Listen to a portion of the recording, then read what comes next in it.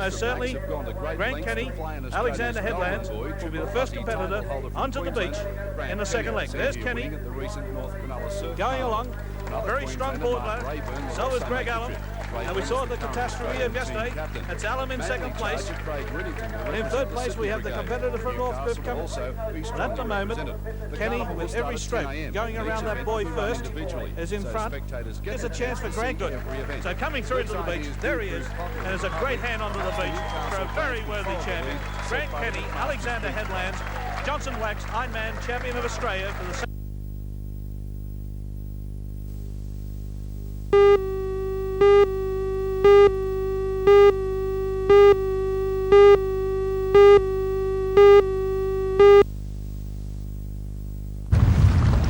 Frenchman Jules Calvet continued his brilliant form to clinch the title in the light division, with Greg Woodchart from Sydney 11.7 points behind in second place.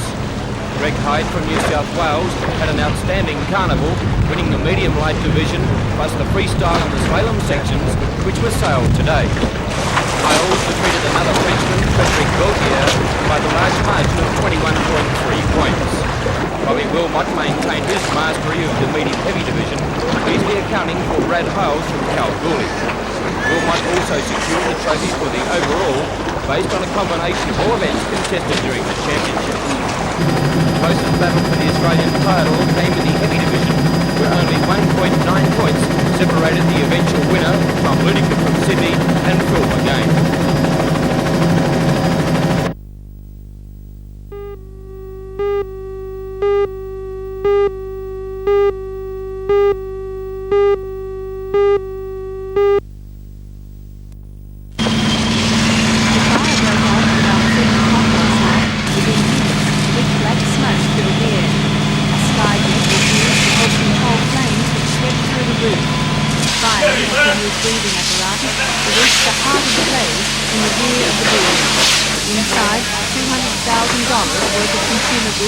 Property of the Newcastle Traders Association went up in smoke. NTA's showroom and office at the front of the building were only slightly damaged. Another store run by the owner of the building, Ray Lining Agency Limited, contained about $300,000 worth of electronic gear, which was affected by heat and smoke. There's now a new theory that the fire could have started outside the building, and there are no suspicious circumstances. It took almost 2 hours to bring the fire under control with the help of 30 firemen from 4 stations. Both stores face a major clean-up before reopening for the new year.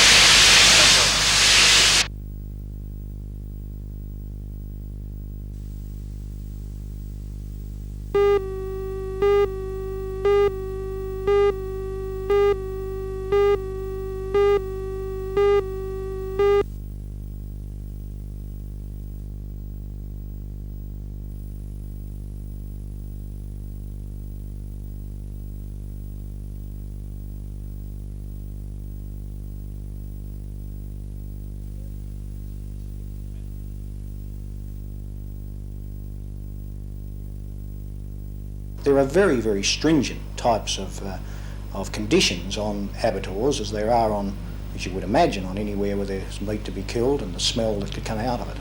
And it's adjacent to a very closely built residential area of Redhead, which I represent, and more closely probably Jules Belmont North area, which is represented by Mr Bowman.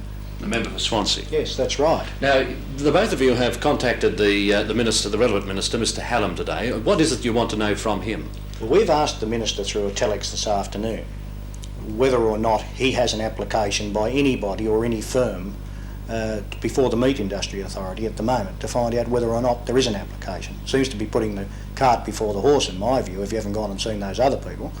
Although a representative of the authority apparently has inspected the site. Well, that's it, and that's what we want to know, and who he is, and whose authority was here, because we certainly weren't told about it, and a particular thing such as an abattoirs, or it could be a slaughter yard, because remember they're two different things, and they're two different licences for them. But whether it be either, you would have thought that at least we would have been brought into it.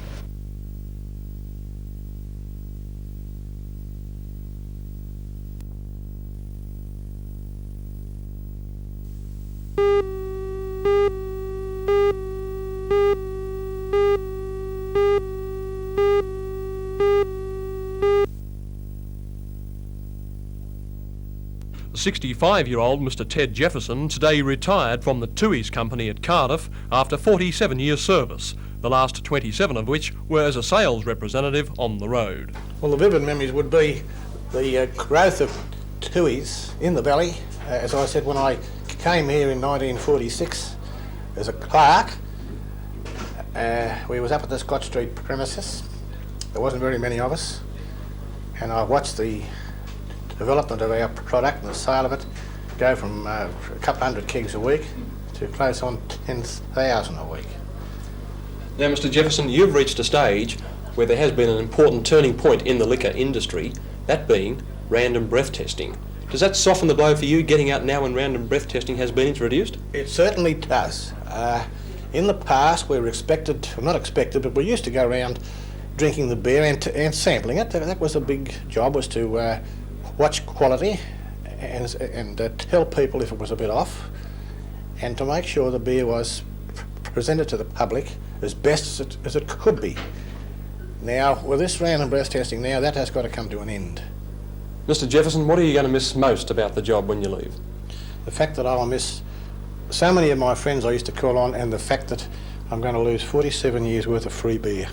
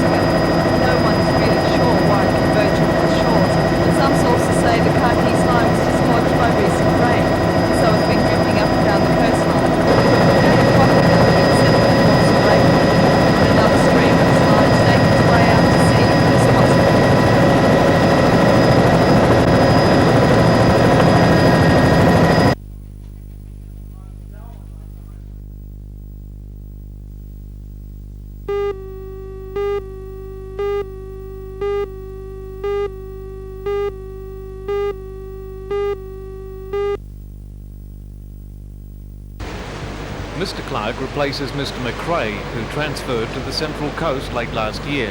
He gave a warning in Newcastle court today that he will not be lenient with drink drivers.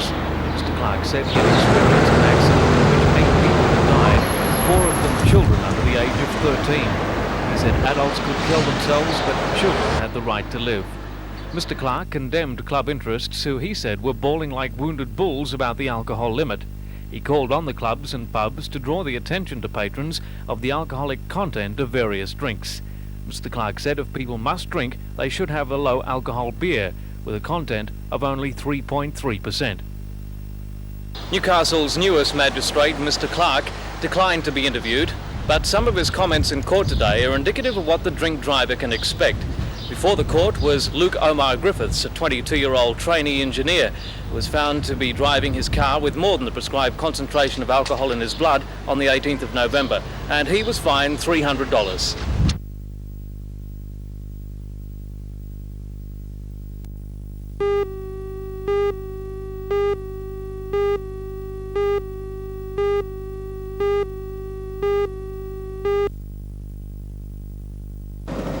Eighteen-year-old Philip Olive of Glebe in Sydney took a few days off from looking for a job to spend a quiet time camping with friends at Booty Booty. This morning, that holiday turned into a nightmare, all because Philip decided to go for a swim. A savage rip swept into huge rocks at the southern end of the beach, and the swell lobbed him on top of one. For an hour he shivered as waves crashed around him, but as the tide receded, a thick jumper and a heavy raincoat could be thrown to him. It was then just a matter of waiting. The Westpac rescue helicopter is in the Blue Mountains on assignment, and our aircraft is the next to be called on. So with some tricky flying from Chief Pilot John Dorney standing the helicopter on one skid, the Police Rescue Squad's Senior Constable Alan Thompson was able to help Philip Olive aboard. The whole operation took only a matter of seconds before the rescue subject safely came on dry land. Here, still dragging from his ordeal, Philip was able to tell the story. Oh, well, I got quite scared, and there was no way I could make to shore. I was really swimming hard and I got really panicky. and two waves pushed me up on these rocks, and I just, scrambled about there trying to figure out what to do.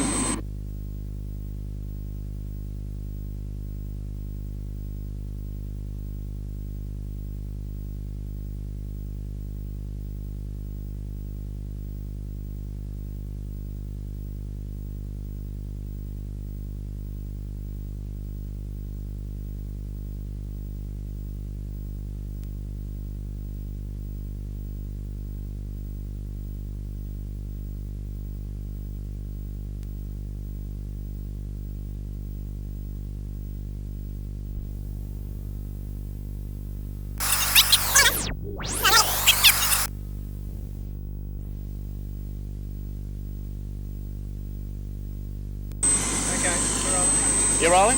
Hey? You going, mate? Yeah. Tell me, how... did you have any thoughts in your mind, though, to try and get back to the Torres? I'll do it again.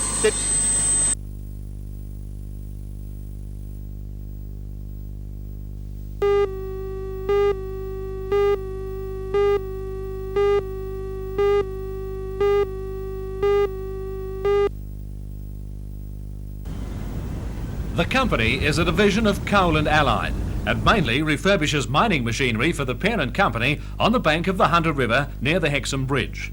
But Hexham Engineering is branching out and is successfully chasing outside contracts which now make up 20% of its business.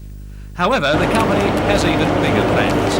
It intends to expand its apprentice training section and provide initial training for youngsters indentured to other firms. Today's 19 new apprentices are already occupying the beginnings of that training facility. All this in an industrial and economic climate which most people find oppressive. The driving force behind the expansion plans is General Manager Ken McNaughton. Certainly today you can probably hire as many tradesmen as you required on the streets. We shouldn't turn off and face back to the situation we had 2 or 3 years ago when we had a comparative boom period of not being able to get tradesmen, of not being able to expand, of not being able to supply equipment that ultimately was supplied by overseas suppliers.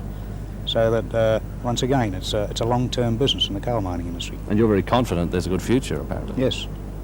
I have to be as a manager. But as a person? As a person, yes. Sure, one can't put one's head in the sand and ignore what's happening on the world scene. I've recently returned from America and England, and it's certainly very dismal. And I dare say we've got to go a little further down in unemployment before we reach those levels. But I can't believe that that's destined to happen forever. I can't guess when the upturn or the upsurge is going to swing any more than the pundits in stock markets do. But you're going to be ready when it happens? Yes, certainly.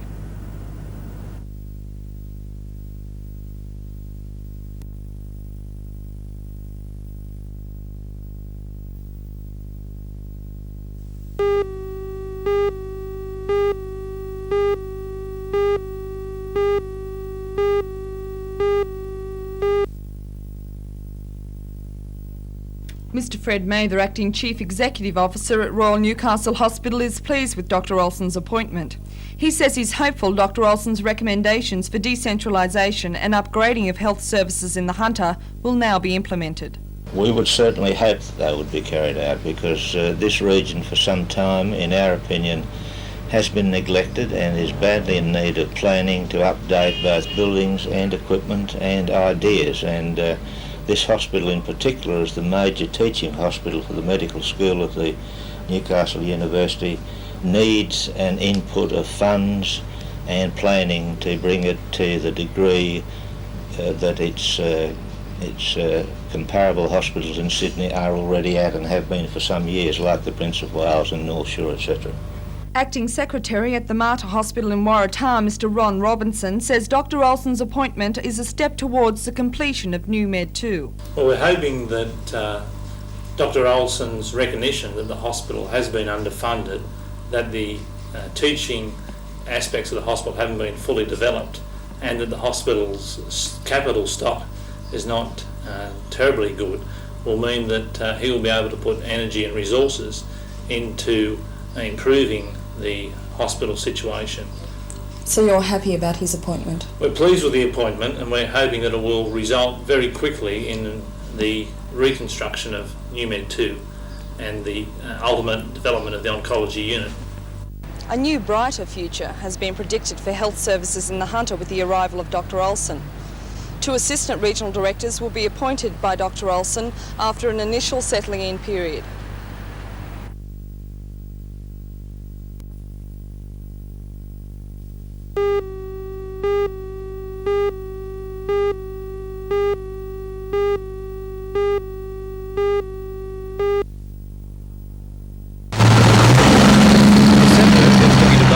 Sydney company Stocks and Holdings. A spokesman for the company, Mr. Peter Daly, says Woolworths and Big W stores will remain as the major tenants and will occupy the extensions on the northern and southern side of the complex. The existing buildings will also be altered and extensively renovated.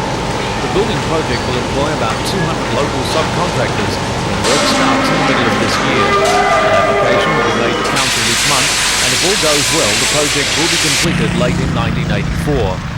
Floor space will be increased by 10,000 square metres with the additions. The project will be completed in 2 stages so that all stores remain open during the rebuilding.